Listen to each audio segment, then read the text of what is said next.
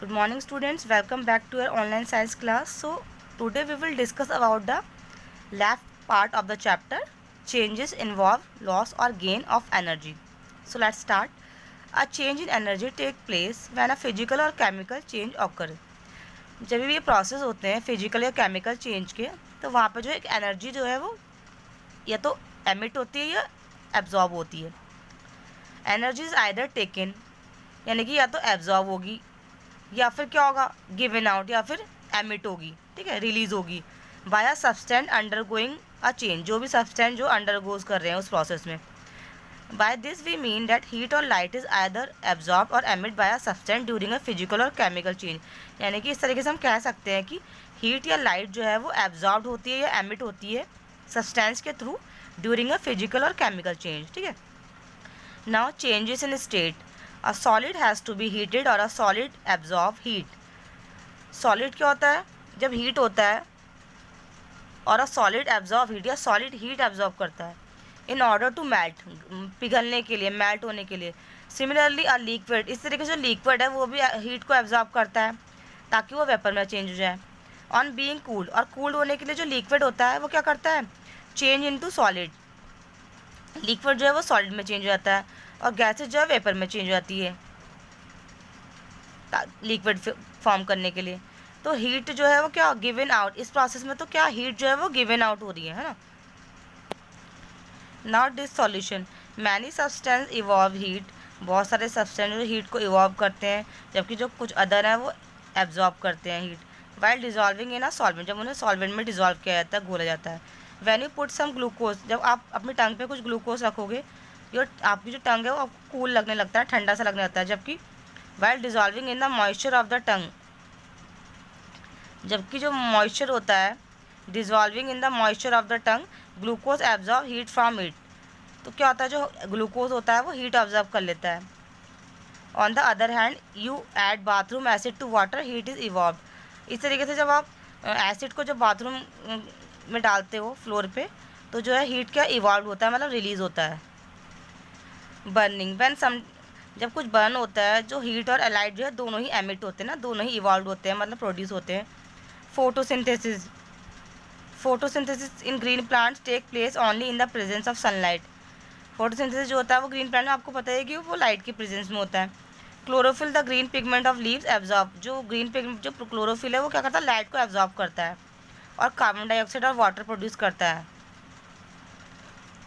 Carbon dioxide आता है, जो वाटर है वो हमारा ग्लूकोज और ऑक्सीजन प्रोड्यूस करता है.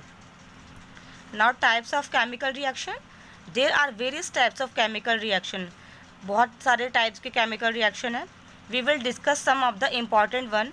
यहाँ पे हम कुछ इम्पॉर्टेंट केमिकल रिएक्शन के बारे में डिस्कस करेंगे. वो है combination, decomposition and displacement reaction. Okay, so first one is combination reaction. In a combination reaction two or more reactant add up to form a product. इसमें क्या होता है, दो या दो से ज़्यादा रिएक्टेंट ऐड होकर क्या बनाते हैं, प्रोडक्ट बनाते हैं. कुछ यहाँ पे एग्जांपल दिए गए हैं, जैसे कि द बर्निंग ऑफ कार्बन, जब कार्बन जब बर्न होता है, सम चारकोल, कुछ हम चारकोल को बर्न कर रहे हैं. In a deflagrating spoon, introduce the spoon into the mouth and open. अब इस स्पून को हम क्या ओपन गैस के पास ले जाएं, जार के पास, so that the burning charcoal get a clear supply of air. तो उसे क्या करेगा, एक क्लियर सप्लाई मिलेगी एयर की. Close the mouth of the jar, अगर हम माउथ जो क्लोज, जार का जो माउथ है अगर क्लोज कर दें एक ढक्कन से.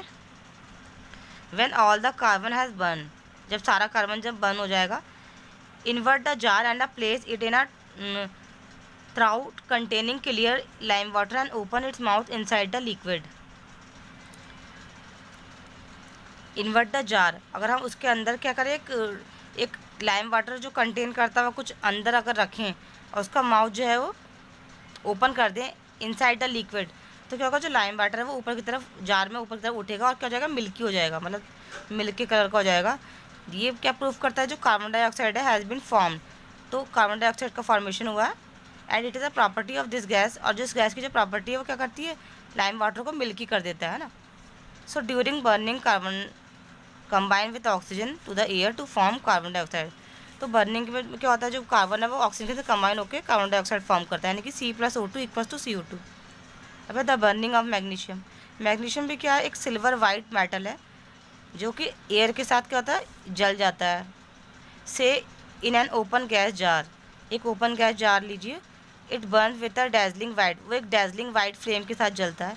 Magnesium oxide the product deposit as a, उसमें जो प्रोडक्ट बनता है वो मैग्नीशियम ऑक्साइड बनता है, deposit as a white smoky, एक वाइट मतलब स्मोकी सॉलिड फॉर्म होता है जार की वॉल्स पे। मैग्नीशियम जो है कंबाइन हो जाता है ऑक्सीजन के साथ एयर में, और क्या बनाता है, और क्या प्रोडक्ट बनाता है आपका MgO, यानी कि मैग्नीशियम ऑक्साइड ना। Mg ऑक्सीजन के संग मिलकर क्या बना रहा है हमारा 2MgO, यानी कि magnesium oxide. Now decomposition reactions. In a decomposition reaction, one substance break down into two or more simpler substance.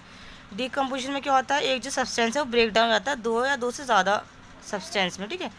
इसका एग्जांपल दिया गया है, जो decomposition of baking soda, sodium hydrogen carbonate यानी कि NaHCO3, इसे बेकिंग सोडा भी कहते हैं। जब इसे हीट किया जाता है तो जो बेकिंग सोडा है वो डिकम्पोज हो जाता है किसमें, सोडियम कार्बोनेट में, वाटर वेपर में और कार्बन डाइऑक्साइड में, ठीक है। यानी कि सिंपल सब्सटेंस में ब्रेक हो गया। जैसे कि यहाँ पे देख रखा, सोडियम हाइड्रोजन कार्बोनेट को जब हमने हीट किया तो ये सोडियम कार्बोनेट, वाटर वेपर और कार्बन डाइऑक्साइड में ब्रेक हो गया। इन द बेकिंग, जो बेकिंग इंडस्ट्री होती है जहाँ पे चीज़ों को बेक किया जाता है, सम बेकिंग सोडा इज़ मिक्स, जो उस बेकिंग सोडा को डो जो होता है वो जो मिला के जो मिक्सचर बना के जो आटे की तरह जो बन होता है उसमें मिला दिया जाता है। While the dough is bake, जब उसे बेक किया जाता है तो बेकिंग सोडा क्या कर रहा है, डिकम्पोज कर देता है गैसेस को, ठीक है, डिकम्पोज कर देता है टू प्रोड्यूस द गैसेस, जिससे क्या हो जाता है, जो प्रोडक्ट होता है वो एकदम फ्लफी मतलब फूल जाता है और सॉफ्ट बन जाता है ना। जितने भी जो आपके ब्रेड हैं, बन हैं, वो सब जो है इसी से बनते हैं। Now next one is displacement reaction. In a displacement reaction one element displace another to form a compound and take its place to the compound. इसमें क्या होता है, नाम से पता चल रहा है कि जो एक एलिमेंट है वो दूसरे को डिस्प्लेस कर देता है कंपाउंड फ्रॉम अ कंपाउंड से, और उसका प्लेस खुद ले लेता है. Some common example are the displacement of hydrogen from an acid by a metal. You have learn earlier that metal जो है जैसे कि जिंक है, आयरन है, डिस्प्लेस कर देते हैं हाइड्रोजन को फ्रॉम डाइल्यूट सल्फ्यूरिक एसिड में से. They also do so from dilute hydrochloric acid. इस तरीके से डाइल्यूट हाइड्रोक्लोरिक एसिड में भी सेम होता है. Now the displacement of copper from copper sulphate by iron.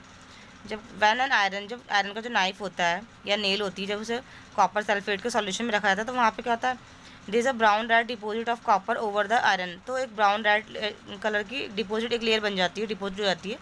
लेकिन after some time the blue colour of the solution changes to green. लेकिन कुछ टाइम बाद जो सॉल्यूशन, ब्लू कलर का जो सॉल्यूशन है वो ग्रीन हो जाता है. This happen because iron second sulphate, क्योंकि ऐसा होता है क्योंकि जो वहाँ पे एक आयरन सल्फेट जो है वो क्या फॉर्म हो जाता है. यहाँ पे हमें इक्वेशन दे रखी है इस चीज़ की, यानी कि आयरन को जब कॉपर सल्फेट से हमने ऐड किया तो क्या बना, copper plus iron second sulphate, ठीक है, जिसका सॉल्यूशन ग्रीन होता है. Now neutralisation reaction. In a neutralisation reaction an acid react with a base to form a salt and water. Neutralisation reaction क्या होता है, जिसमें जो एसिड है वो बेस के संग रिएक्ट करके सॉल्ट और वाटर बनाता है. You have learn about such reaction in earlier chapter.